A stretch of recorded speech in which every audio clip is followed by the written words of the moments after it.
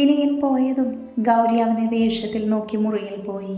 അവളുടെ പുറകിൽ രുദ്ര ചെന്നതും ഗൗരി തിരിഞ്ഞു നിന്നു. ഛേ, നാണം കെട്ടു. ഓ, എന്ന് ഞാൻ പൊയ്ക്കോളാം. രുദ്ര അത് പറഞ്ഞു തിരിഞ്ഞു പോകാൻ നിന്നു.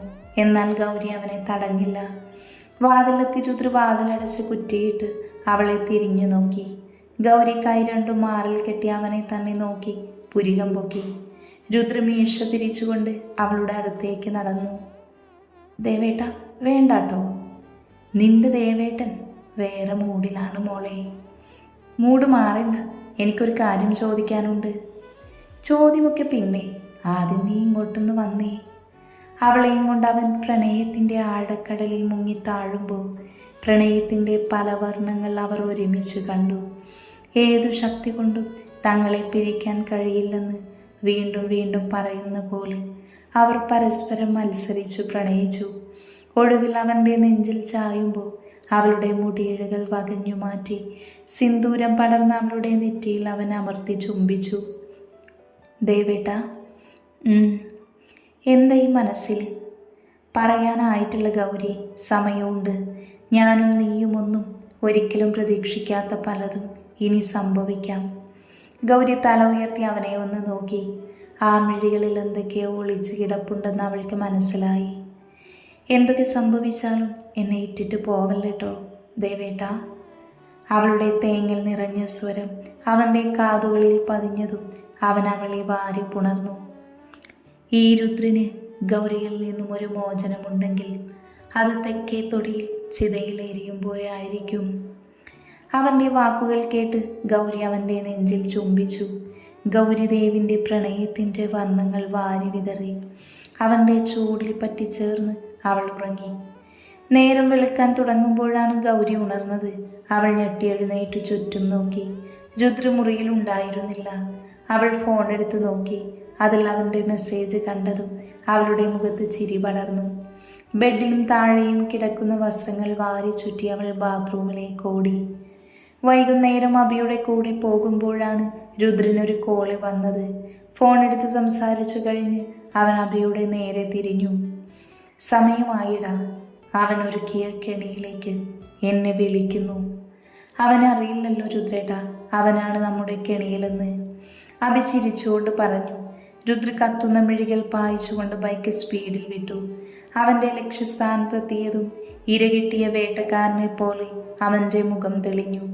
അകത്തേക്ക് വെക്കുന്ന ഓരോ ചുവടിലും രുദ്രന് ആവേശം പടർന്നു കയറി. മുണ്ട് മടക്കി കുത്തി അവൻ ഇടിഞ്ഞു പൊളിഞ്ഞ കെട്ടിടത്തിലേക്ക് ഓടിക്കയറി. അതിനു മുകളിലെ നിലയിലെത്തിയതും അവൻ നിന്നു. മുന്നിൽ നിരന്നു നിൽക്കുന്ന ആളുകളെയും പുറകിൽ അവന് പരിചിതമായ മുഖങ്ങളും കണ്ട് അവൻ്റെ ചുണ്ടിൽ ചിരി തെളിഞ്ഞു. അവരുടെ അടുത്തേക്ക് വെക്കുന്ന ഓരോ ചുവടുകളും അവർക്ക് ആനന്ദം കൊള്ളിച്ചു. എന്നാൽ ആ ചുവടുകൾ അവരുടെ നാശത്തിലേക്കാണെന്ന് അവർക്കറിയില്ലായിരുന്നു. വരണം രുദ്രദേവ്, നീ വരുമെന്ന് എനിക്കറിയാമായിരുന്നു. കാരണം സ്വന്തം ചോരയല്ലേ ഇവിടെ ജീവന് വേണ്ടി പിടയുന്നത്. കുറച്ചു മാറി തൂണിൽ ചോരയൊലിച്ച് പിഴിച്ചു കെട്ടിയിരുന്ന നിലയിൽ കാർത്തിയെ കാണിച്ച് അയാൾ പറഞ്ഞു. രുദ്ര കാർത്തിയെ ഒന്ന് നോക്കി വീണ്ടും അയാളെ തന്നെ നോക്കി. സോറി, നിന്റെ ചോരയല്ല. നീ സൂര്യമംഗലത്തെ അല്ലല്ലോ, ഏതോ ഒരു സ്ത്രീ പിഴച്ചു പെറ്റതല്ലേ. അവനത് പറഞ്ഞു കഴിഞ്ഞതും രുദ്ര അവൻ്റെ കവിളിൽ ആഞ്ഞു തള്ളി. വീഴാൻ പോയി അവൻ്റെ കഴുത്തിൽ പിടിച്ചു മുകളിലേക്ക് പൊക്കി. ഇതിന് ഇതേ നാണയത്തിൽ മറുപടി പറഞ്ഞോ? എൻ്റെ അമ്മയുടെ സംസ്കാരമാണ് ആദ്യം ചോദ്യം ചെയ്യപ്പെടുക. അപ്പോഴേക്കും പുറകിലുള്ള ആളുകൾ രുദ്രന് ചുറ്റും കൂടി. രുദ്രൻ്റെ കത്തുന്ന മിഴികൾ കണ്ട് അവരെല്ലാം പകച്ചു നിന്നു. മോനെ പ്രകാശ, ഞാൻ ഇവിടെ വന്നത് നിന്റെ അഴുക്ക് നിറഞ്ഞ വായിലെ സംസാരം കേൾക്കാനല്ല. കാർത്തിയെ വിട്ടേക്ക്. കഴുത്തിലെ പിടിമുറുകിയതും പ്രകാശ് അതിൽ ഒരാളോട് ആംഗ്യം കാണിച്ചു. അയാൾ പോയി കാർത്തിയുടെ കയ്യിലെ കെട്ടഴിച്ചു വിട്ടു. കാർത്തി പതിയെ നടന്ന് രുദ്രൻ്റെ അടുത്ത് വന്നു നിന്നു. പ്രകാശിലെ പിടിവിട്ട് രുദ്ര പുറകിലെ ആളുകൾക്ക് നേരെ തിരിഞ്ഞു. എൻ്റെ കയ്യിൽ നിന്നും വാങ്ങിയേ പോകൂ എങ്കിൽ മക്കളിങ്ങോട്ട് വാ. അതിലെ ഓരോരുത്തരും രുദ്രന് നേരെ വന്നതും അവൻ്റെ നെഞ്ചിൽ ആഞ്ഞു ചവിട്ടി രുദ്ര. ആ നിമിഷം തന്നെ കാറ്റ് പോലെ അയാൾ പുറകിലേക്ക് തന്നെ തെറിച്ചു വീണു. അത് കണ്ട് പേടി തോന്നിയെങ്കിലും മറ്റവനും രുദ്രന് നേരെ പാഞ്ഞു. രുദ്ര മുട്ടുകുത്തിയിരുന്ന അവൻ്റെ വയറ്റിൽ കൈകൊണ്ട് ഒരു കുത്തുകൊടുത്തു. വേദന കൊണ്ട് നിലവിളിക്കുന്ന അയാളുടെ ഷർട്ടിൽ പിടിച്ച് രുദ്ര വലിച്ച് അവനൊരു ഭാഗത്തേക്കിട്ടു. അപ്പോഴേക്കും അവൻ്റെ പുറകിൽ 2 പേരുണ്ടായിരുന്നു. അത് മുൻകൂട്ടി കണ്ട് രുദ്ര പതിയെ കുനിഞ്ഞു നിന്ന് കൈമുട്ടുകൊണ്ട് അവരുടെ നെഞ്ചിൽ കുത്തി. അലറി വിളിച്ചുകൊണ്ട് അവർ നിലത്ത് കിടന്നു പിടഞ്ഞു. പിന്നെ ആരെയും കാണാഞ്ഞതുകൊണ്ട് തിരിഞ്ഞൊന്ന് നോക്കി. പ്രകാശിൻ്റെ അടുത്ത് നിൽക്കുന്ന 2 പേര് പേടിച്ചു വിറച്ചു നിൽപ്പുണ്ട്. അവരെ നോക്കി ചിരിച്ചുകൊണ്ട് രുദ്ര കാർത്തികയുടെ അടുത്തേക്ക് നടന്നു. അവൻ്റെ കൂടെ നടക്കുമ്പോഴാണ് രുദ്രൻ്റെ തലയുടെ പുറകിൽ ആരോ ഗൺ വെച്ചതുപോലെ തോന്നിയത്. കുറച്ച് മാറി നിന്ന് ഇതെല്ലാം കാണുന്ന അഭി രുദ്രൻ്റെ അടുത്തേക്ക് വന്നതും രുദ്ര അവനെ കൈകൊണ്ട് തടഞ്ഞു. സോറി മിസ്റ്റർ രുദ്രദേവ്, എവിടെയും വിജയം കൊയ്യുന്ന നീ ഇവിടെ തോൽക്കേണ്ടി വരും. കാരണം ഇത് കാർത്തിക് ദേവാണ്, നിന്റെ എല്ലാ കളിയും കണ്ടു പഠിച്ചവൻ. കാർത്തിയുടെ വാക്കുകൾ കേട്ട് രുദ്ര ഒന്ന് ചിരിച്ചു. ഡാ രുദ്രേ, നീ വിചാരിച്ചതിലും അപ്പുറത്തെ കളി കളിച്ചു തന്നെയാണടാ ഞാനും വന്നത്. പ്രകാശ് ആഹ്ലാദത്തോടെ പറയുമ്പോൾ രുദ്ര ഒന്ന് തിരിഞ്ഞു പോലും നോക്കിയില്ല. നീ കളിച്ചത് പറമ്പിലല്ലടാ, ഞാൻ കളിച്ചത് സ്റ്റേഡിയത്തിൽ ആൾക്കൂട്ടത്തിന് നടുവിലാണ്. ആ കളി അറിയുമോ നിനക്ക്? രുദ്ര പറഞ്ഞു തീർന്നതും പുറകിലുള്ളവൻ്റെ കയ്യിൽ നിന്നും ഗൺ തട്ടി വാങ്ങി അവൻ്റെ കഴുത്തിൽ ചുറ്റിപ്പിടിച്ച് അവൻ്റെ തലയിൽ തന്നെ വെച്ചു. മോനെ കാർത്തി, നീ കളിച്ചോ, പക്ഷേ നിന്നേക്കാൾ കൂടുതൽ ഓണം കൂടുതലുണ്ടവനോട് വേണ്ട. ഒട്ടും പതറാതെയും ആത്മധൈര്യത്തോടെയും പറയുന്ന രുദ്രനെ കണ്ട് കാർത്തി ഒന്ന് ഞെട്ടി. എല്ലാവരുടെയും പുറകിൽ താനാണെന്ന് രുദ്ര മനസ്സിലാക്കിയെന്ന് കാർത്തിക്ക് മനസ്സിലായി. രുദ്രൻ്റെ മുഖത്തേക്ക് നോക്കാൻ തന്നെ അവന് ഭയം തോന്നി.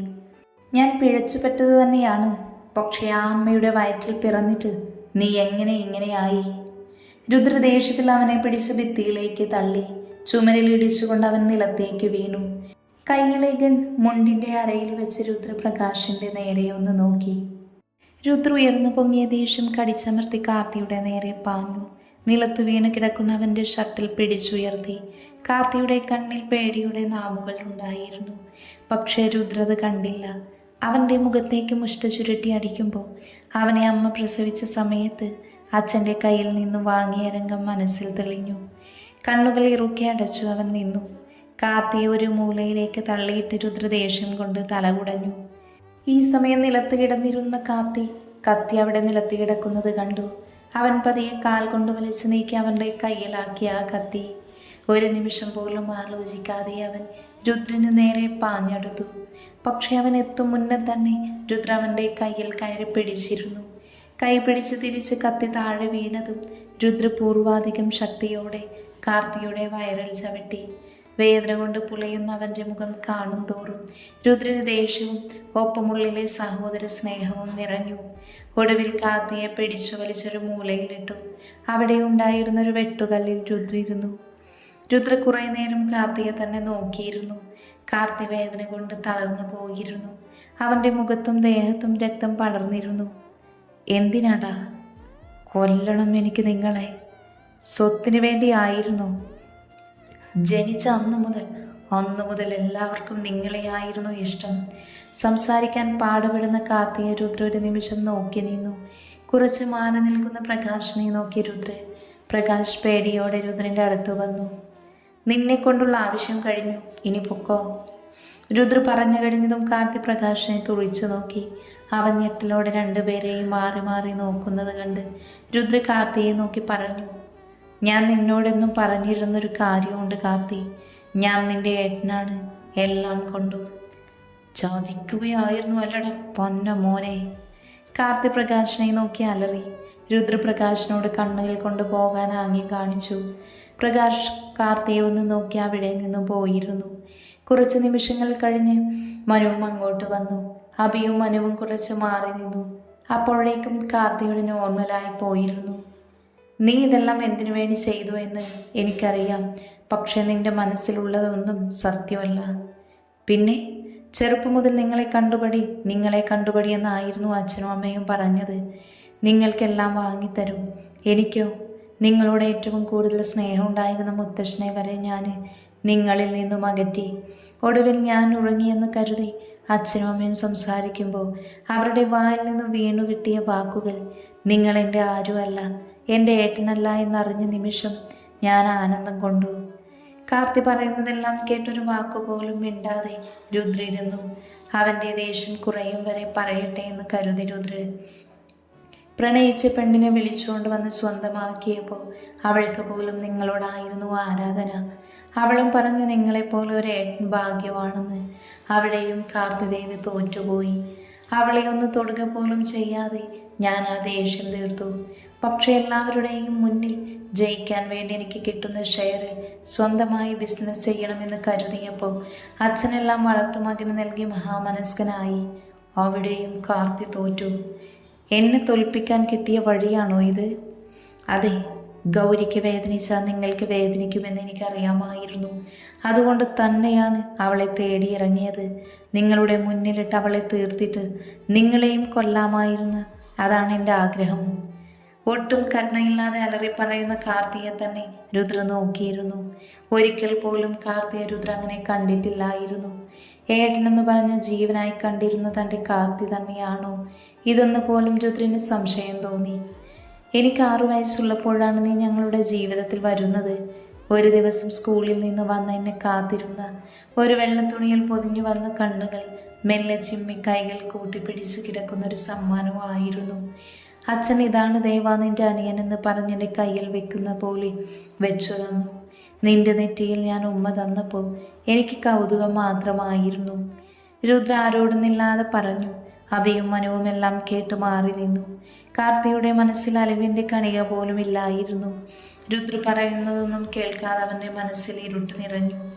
ജയിക്കാൻ വേണ്ടി എന്തും ചെയ്യുമ്പോൾ അവിടെ സ്നേഹം ഇരുട്ടിലാവുന്നു. പിന്നീടെന്നും സ്കൂളിൽ നിന്നും ഓടി വരുന്നത് നിന്നെ കാണാനായിരുന്നു. നീ വലുതായി വരും തോറും ഞാൻ നിന്നോട് കൂടുതലെടുത്തു. നീ ചിരിക്കുന്നതും കരയുന്നതുമെല്ലാം നോക്കി നിൽക്കും. കുറച്ചു കഴിഞ്ഞ് നീ എൻ്റെ കൈ പിടിച്ച് നടക്കാൻ തുടങ്ങി. നിന്നെ തോളിൽ വെച്ച് ഞാൻ അമ്പലത്തിലൊക്കെ പോകും. അച്ഛനും അമ്മയും നോക്കുന്നതിനേക്കാൾ ഇഷ്ടം നിനക്ക് എന്നെ ആയിരുന്നു. പക്ഷെ പിന്നെ പിന്നെ നീ എന്നോട് വഴക്കുണ്ടാക്കാൻ തുടങ്ങി. ആദ്യമൊന്നും ഞാൻ കാര്യമാക്കിയില്ല. പക്ഷെ പിന്നീട് എനിക്ക് മനസ്സിലായി നിനക്ക് വന്ന മാറ്റങ്ങൾ. അങ്ങനെ ഞാനും നിന്നിൽ നിന്ന് വിട്ടുനിന്നു. ഒടുവിൽ നീ ഭാമയെ ഇഷ്ടമാണെന്ന് പറഞ്ഞ് എന്നോട് വന്ന് കരഞ്ഞു പറഞ്ഞപ്പോൾ അവളെ വിളിച്ചിറക്കിക്കൊണ്ടുവന്നു. നിനക്ക് സ്വന്തമാക്കി തന്നപ്പോഴെല്ലാം പഴയ പോലെയായി. നീ എന്നോട് കൂടുതലെടുത്തു. പക്ഷേ ഇതിനെല്ലാം പുറകിൽ നീ ചരട് വലിക്കുന്നുണ്ടെന്നറിഞ്ഞപ്പോൾ ഞാൻ ആദ്യം വിശ്വസിച്ചില്ല. പക്ഷേ രുദ്രൊന്ന് നിർത്തി. കാർത്തി എഴുന്നേൽക്കാനുള്ള ശ്രമത്തിലായിരുന്നു. അവൻ എഴുന്നേറ്റ് നിന്നതും രുദ്ര എഴുന്നേറ്റ് അവൻ്റെ അടുത്തേക്ക് ചുവടുകൾ വെച്ചു. എന്നെ കൊല്ലാൻ വന്നവർ പ്രകാശിൻ്റെ പേര് പറഞ്ഞതും ഞാൻ അവനെ പോയി കണ്ടു. പക്ഷെ അവനല്ലെന്ന് മനസ്സിലായി. അവിടെ വെച്ചാണ് നിന്നെ ഞാൻ നിരീക്ഷിക്കാൻ തുടങ്ങിയത്. നീയും അരുണും തമ്മിലുള്ള ബന്ധം കൂടെ അറിഞ്ഞപ്പോൾ ഉറപ്പിച്ചു നീയാണ് അവനെ പറഞ്ഞു വിട്ടതെന്ന്. ഉറ്റ സുഹൃത്തുക്കളെ ഈ രുദ്രനെ കൊല്ലാൻ ഒരുമിച്ച്. അതെ, എനിക്ക് ജയിക്കണം ഒരു വട്ടമെങ്കിലും. അച്ഛൻ്റെ മുന്നിൽ, അമ്മയുടെ മുന്നിൽ, കെട്ടിയ പെണ്ണിൻ്റെ മുന്നിൽ, എൻ്റെ കരിയറിലെല്ലാം എനിക്ക് ജയിക്കണം. ഭാമ ഗർഭിണിയാണെന്ന് പറഞ്ഞ് നീ ഡ്രാമ കളിച്ചപ്പോൾ തന്നെ ഞാൻ ഊഹിച്ചു നീ ക്ലൈമാക്സ് ഉറപ്പിച്ചു എന്ന്. നിന്നെ ഞാൻ കൊല്ലില്ല എന്ന് എന്നേക്കാൾ നന്നായി നിനക്കറിയാം. പക്ഷെ ഞാനേ കൊല്ലാതിരിക്കൂ. എനിക്ക് ആളുകളുണ്ട്.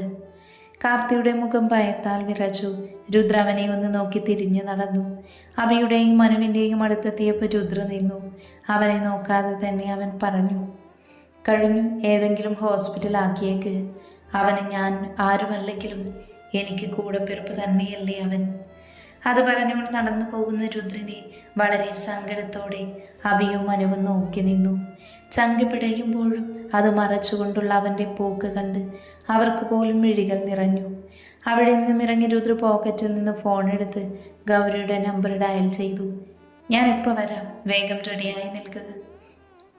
അവളുടെ മറുപടി പോലും കേൾക്കാൻ നിൽക്കാതെ രുദ്ര ഫോൺ വെച്ചു. പിന്നൊരു പോക്കായിരുന്നു. മുന്നിൽ മറ്റു വണ്ടികളുണ്ടെന്ന് പോലും ഓർക്കാതെ അവർ പാഞ്ഞു. വീട്ടിൽ പോയി ഡ്രസ്സെല്ലാം മാറിയാണ് അവൻ ഗൗരിയെ കൂട്ടാൻ പോയത്. കാറിലായിരുന്നു പോയത്. അവിടത്തെ ഒരുപാട് നേരമൊന്നും നിന്നില്ല. പെട്ടെന്ന് തന്നെ തിരക്കുണ്ടെന്ന് പറഞ്ഞ് അവരിറങ്ങി. രുദ്രനെ തന്നെ നോക്കിയ ഗൗരിക്ക് അവൻ എന്തൊക്കെയോ മാറ്റങ്ങൾ ഉള്ളതുപോലെ തോന്നി.